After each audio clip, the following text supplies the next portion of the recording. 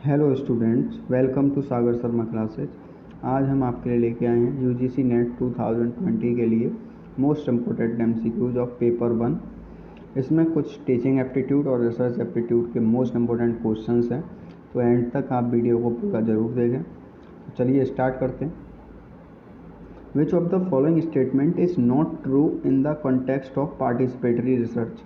4 statement दिए गए हैं, आपको बताना है कौन सा पार्टिसिपेटरी रिसर्च के संदर्भ में ट्रू नहीं है।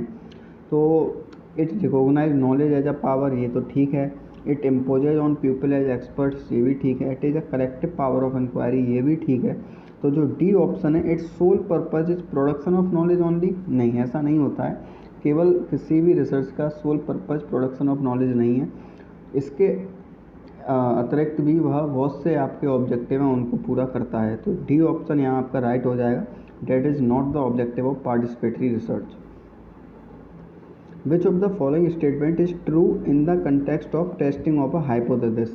हाइपोथेसिस के संदर्भ में आपको बताना है। तो आपको पता है कि जो नल हाइपोथेसिस है उसको हम टेस्ट करते हैं, उसके बेसिस पे अल्टरनेटिव हाइपोथेसिस और रिसर्च हाइपोथेसिस को जजमेंट लिया जाता है। तो it is only the null hypothesis that can be tested. बाकी सारे स्टेटमेंट आपके रॉन्ग हैं। केवल नल हाइपोथेसिस ही होती है जिसको हम टेस्ट करते हैं in a research. Which of the following are the basic rules of APA style of referencing format? APA आपको पता है, ये है अमेरिकन साइकोलॉजिकल एसोसिएशन। ये जब आप थीसिस या डिसर्टेशन लिखते हो वहाँ यूज की जाती है फॉर द रेफरेंसिंग पर्पज। तो उसके संदर्भ में आपको बताना है कि कौन कौन से स्टेटमेंट ठीक हैं। Italicise title of shorter work such as journal article और ऐसा नहीं है कि ये इटैलिसाइज कर दे, लाइक जैसे जर्नल्स और ऐसे में होता है, ऐसा तो नहीं करती है। इन्वर्ट ऑथर्स नेम, हाँ, इसमें जैसे मेरा नाम सागर शर्मा है तो पहले सरनेम आता है, उसके बाद नेम आता है, तो ये बात ठीक है। ये इटैलिसाइज करती है। It lies in the title of longer work such as books and journals. आपने बुक्स एंड जर्नल्स में अगर देखा होगा, जिस तरीके से इटैलिसाइज करके लिखे रहते हैं नाम, उस तरीके से लिखा जाता है। अल्फ़ाबेटिकली इंडेक्स रेफरेंस लिस्ट होती है ये।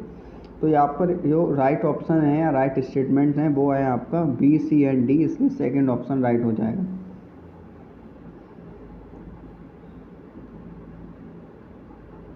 यहाँ आंसर गलत लगा है, आंसर इसका 2 है आपका, B, C and D.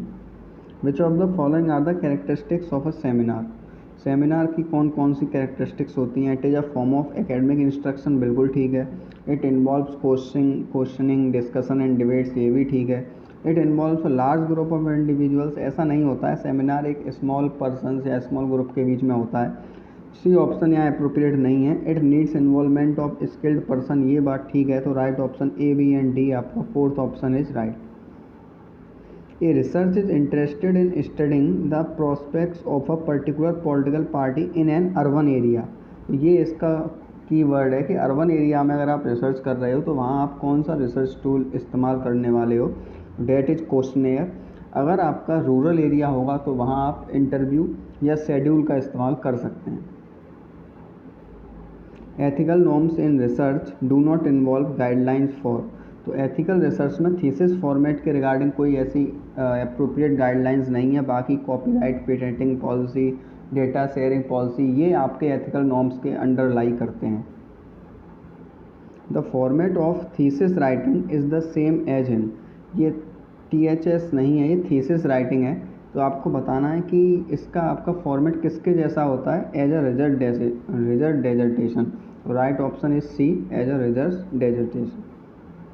In qualitative research paradigm which of the following feature may be considered critical. तो आपको बताना है कि क्वालिटेटिव रिसर्च में कौन सा इनमें से स्टेटमेंट ज़्यादा क्रिटिकल माना जाता है। तो that is data collection with bottom up empirical evidence. जो भी आप डेटा कलेक्शन कर रहे हो उसका प्रॉपर एम्पिरिकल एविडेंस आपके पास होना चाहिए। That is most critical and ethical at the qualitative research. From the following list of statement, identify the set which has negative implications for research ethics। Negative implications आपको बताने हैं। तो आपको पता है related studies are cited without proper reference, ये point तो आना ही आना है। तो यहाँ पर सेकंड वाला आप देख लीजिए किस किस में, सेकंड यहाँ है, सेकंड में है। तो और फर्स्ट में भी है। तो आपका जो फिर ऑप्शन आएगा research findings are made for basic policy making, ये तो नहीं है। Conduct of practitioner is screened, यहाँ स्क्रीनड हो जाता है, तो सेकंड फोर्थ ये भी आना चाहिए। ये नेगेटिव इम्प्लीकेशंस हैं आपके। फिर both the policy making and policy implementing process है रेगुलेटेड, अगर कोई चीज़ रेगुलेट की जा रही है तो वहाँ आपको प्रॉपर उसका जो पॉजिटिव रिजल्ट है या हम बोले हैं जो ट्रू व्यू है वो नहीं देखने को मिलेगा। तो second fourth and six are the negative implications of research ethics. In a research on the effect of child rearing practice on stress proneness of children in completing a school projects, the hypothesis formulated is that child rearing practices do influence stress proneness at the data analysis stage. In null hypothesis is advanced to find out the tenability of research hypothesis. On the basis of the evidence available, the null hypothesis is rejected.